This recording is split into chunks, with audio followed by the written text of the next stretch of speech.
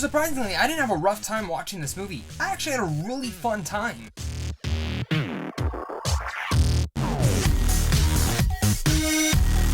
What's up everyone, my name is Zach and I'm bringing you guys a brand new movie review today for Rough Night. Yes, the new comedy written and directed by writers from Broad City and directed by a girl who usually directs a lot of Broad City episodes. I was really anticipating this movie. It has a fantastic cast. Broad City, if you've never watched it, is a really funny show. And the cast here, I mean, Scarlett Johansson, Jillian Bell, Kate McKinnon, Ileana Glazer, and Zoe Kravitz. What could go wrong? Well, maybe a lot, because for me, the trailers didn't make me laugh. I thought the trailers were fun, but what I did hear about the movie, I was still anticipating it. I love the cast in here. I love the director and writer behind the film. So even though the trailers didn't impress me, I was going into this with good hopes and with some good critical buzz out there, with not so good critical buzz. I didn't know where I was going to end up in this movie, and I gotta say, I really enjoyed Rough Night. What Rough Night's pretty much about is about 5 women who go out to Miami, Florida, because one of their best friends is getting married. That's Scarlett Johansson, and it's all about how fun their time's going to be with their bachelorette party, but some bad things happens when they end up killing the male stripper. What are you going to do there? The thing about this film is going to have to balance between a lot of dark moments and a lot of funny moments too. And I thought the director and writer actually did a fantastic job balancing the tones within this film. Very well done. It was actually surprising to see that when there was dark moments, the characters were actually taking it serious. But then there was some funny moments sprinkled in there that still were making you laugh and enjoy, even though it was very hard to watch when the person actually died. It was actually like bonk, and everyone in the theaters like jaw dropped, like, oh my god, they actually showed it like that.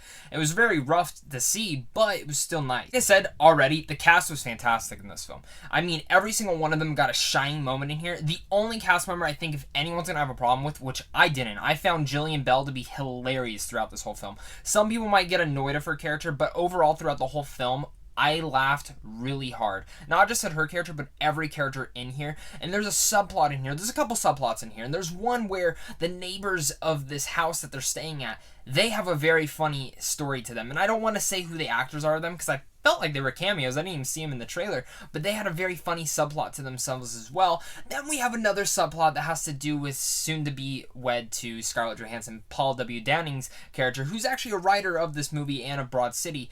And I like him overall, but for me, his subplot was a little bit too there. I would have liked more with the girls, which, don't get me wrong, it's mostly about the girls. But I felt like I was getting too much of him, and I didn't need that. There were some scenes where I could have been easily cut out, and I didn't need to see them. It was fine. There were some parts where they actually did make me laugh, but mostly the core center of this movie that made me laugh was with the girls. One of them was fantastic again, and I have to really praise Scarlett Johansson in this film. She had great comedic timing. She had great parts for when she had to be dramatic and all that. And even, God, the whole cast alone, Zoe Kravitz is a triumph in here, and she stole a lot of the scenes in here. Same with Ileana Glazer. All the cast and all their bond and everything, just seeing the bond between these girls was fantastic, and the chemistry they really have makes you believe that they really have known each other for this long.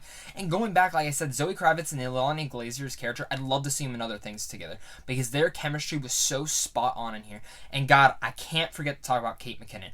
Overall, I feel like a lot of people are really iffy with Kate McKinnon because of the faces she does and how over the top she is. Here, she found the perfect balance between, I don't know if it's the direction the director gave her or if it was just her herself, but I think in Ghostbusters and Saturday Night Live and other films we see her in, she has this balance of where she doesn't know where to balance herself in her humor, but I feel like here, her faces, her Australian accent, everything was so spot on, and she stole a lot of the moments in this film as well. The film does carry a lot of twists and turns, and yes, some of them are a little bit too predictable when the film starts going on and on and on, but it's a comedy, and the thing about comedies is how I grade them and how I think about them is if it made me laugh and it made me enjoy my time there, all my little nitpicks of twists and turns being too predictable and everything other than that, I'm not going to really worry about them because I had a lot of fun moments with Rough Night. The only other problem I had with the movie was the ending, and I felt like the ending could have been a little bit, it just felt too wacky and insane for what the movie's vibe was going for. Yeah, it was very serious at parts, but for me, the ending, just the whole, how it all wrapped up, just felt like a Saturday Night Live sketch, and I didn't really like that,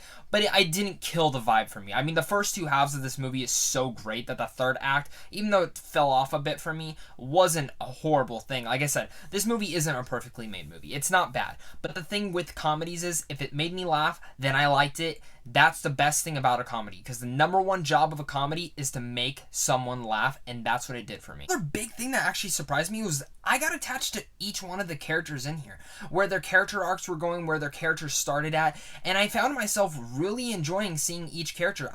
There wasn't a part where it would cut to one girl and I'd be like, I don't really like her.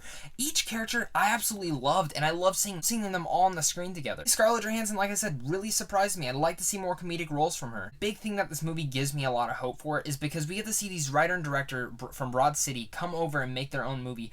I'm really happy to see where they go in the future, because this movie showed me a very bright future for me. But I found the movie to have a lot of laughs and a lot of great elements to it. The cast, the chemistry, everything that led up to the ending of this film was fantastic. Yeah, the ending tempered off a bit, but it didn't kill the mood for me. I laughed my ass off in this movie, and I really enjoyed Rough Night.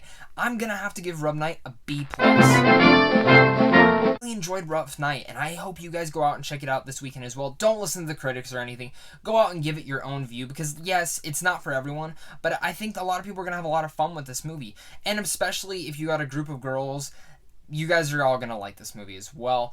Trust me, even if you're a guy and your girlfriend's wanting you to take her to see this, take her to see it, because I promise you, you're not gonna regret. You're gonna laugh your ass off in here, and you're gonna have a lot of fun moments with this movie. What did you guys think of Rough Night? Comment down below and let me know. I'm really curious to hear what you guys said. Also, just know I am also still doing my giveaway for the Beauty and the Beast digital code. The second I hit 200 subscribers, that's when it cuts off. That's when you'll find out who won the Beauty and the Beast digital code. Just make sure to subscribe, like this video, and subscribe to my other channel, Zandria Studios. That's how you get into the drawing for this. Other than that, guys, I hope you guys have a great rest of your guys' weekend. And oh my god, Transformers, it's coming up. Oh, I gotta review that. Look out for that soon, guys. Thank you guys so much for watching.